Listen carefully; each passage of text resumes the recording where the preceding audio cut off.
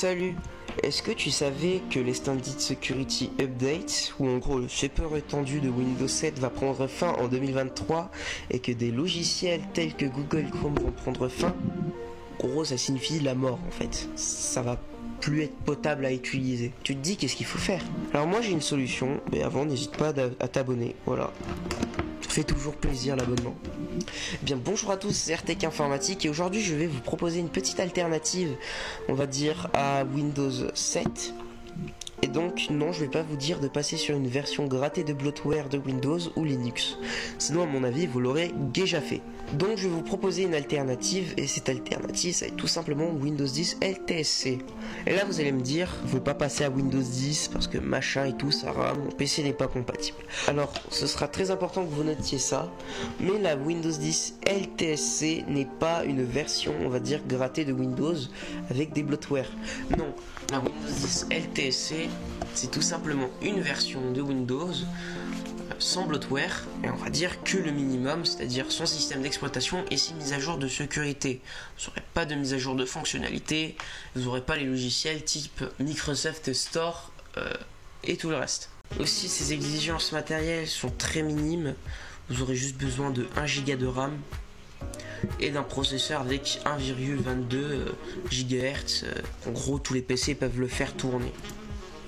Mais du coup vous allez me dire comment on fait pour savoir si notre PC est compatible ou pas avec Windows 10 LTSC, même si normalement tous les PC sont compatibles. C'est simple, vous rentrez sur le menu de démarrage, ordinateur, propriétés. Ici vous voyez tout. La mémoire vive installée et du coup le processeur, si vous avez déjà assez de GHz, hein, si ça peut être un Intel AMD, ça va pas trop jouer. Et le type de système 64 bits, ça va servir pour plus tard. Donc tout d'abord, on aura besoin de télécharger l'image disque de Windows 10 LTSC. Donc je vais vous mettre les liens en description. Donc dans les liens en description, je vous mettrai une rubrique image ISO et ici je vous proposerai soit 64 soit X64. X64 ça veut dire 32 bits. Donc vous faites télécharger et ça se télécharge. Donc voilà, c'est aussi simple que ça. Ensuite que vous avez téléchargé l'image disque, vous aurez besoin d'un logiciel qui s'appelle Rofus. Ça va vous permettre de créer, on va dire, une clé d'installation. Donc vous allez prendre votre clé USB, c'est important la clé USB. Vous allez sélectionner la clé USB. Ici vous allez sélectionner l'image disque, donc Windows 10 LTSC, c'est la version 2019 à noter.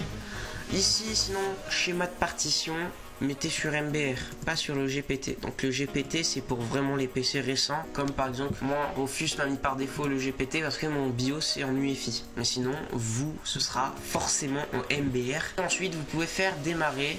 Donc ici ça va faire attention, ouais vos données vont être formatées.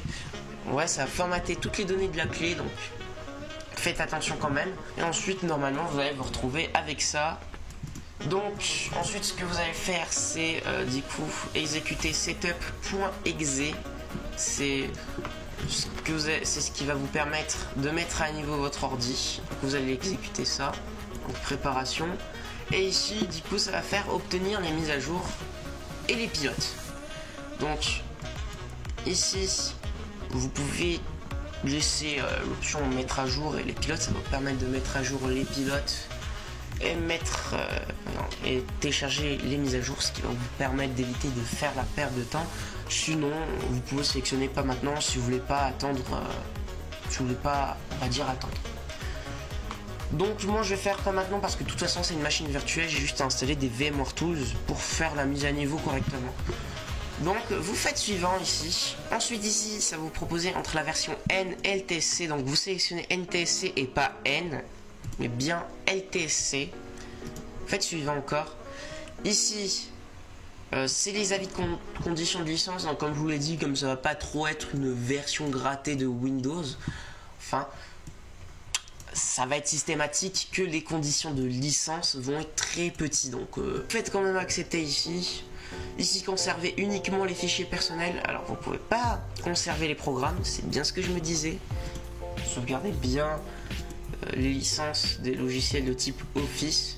Vous pouvez conserver vos fichiers personnels ou au pire si vous voulez pas conserver vos fichiers personnels vous pouvez sélectionner rien. Donc, on va faire conserver les fichiers personnels et on va faire suivant. Ça va vous faire du coup un résumé. Vous faites installer maintenant.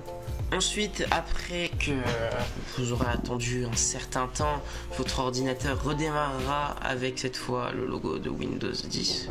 Ensuite, après cela, vous allez tomber sur cet écran. Vous allez donc du coup ouvrir votre session. Ça va être le même mot de passe que l'ancienne session.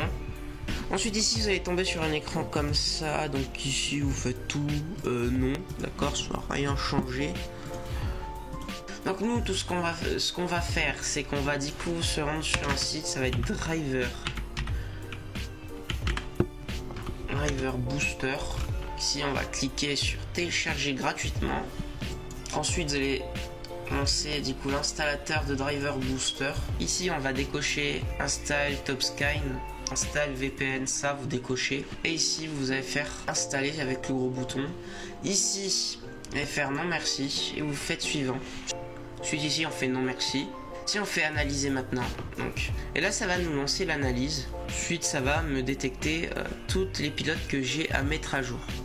Donc vous du coup vous allez faire mettre à jour les pilotes. Ensuite, après l'installation de vos pilotes, votre ordinateur va redémarrer. Donc normalement, votre ordinateur est prêt à utiliser. Ah oui, et sinon, si jamais vous n'êtes pas content de Windows 10 LTSC, vous pouvez bel et bien évidemment passer par mise à jour, récupération et sur l'option rétrograder. Donc il vous restera que 10 jours pour rétrograder via Windows 7. Donc vous faites commencer. Donc vous sélectionnez pourquoi vous voulez rétrograder. Quand une chose qui est très importante, c'est l'activation Windows. Alors, Windows n'est pas activé là maintenant. Quand vous allez changer de version, si je vais ici, ce n'est pas activé. Donc pour activer, il faudra faire CMD, exécuter en tant qu'admin. Ici du coup on va faire un CTRL-V, CTRL-C, encore un CTRL-V, CTRL-C. Et pour finir, encore la commande. Et là ensuite, votre logiciel est activé. Bon bah c'était RTK Informatique. Salut!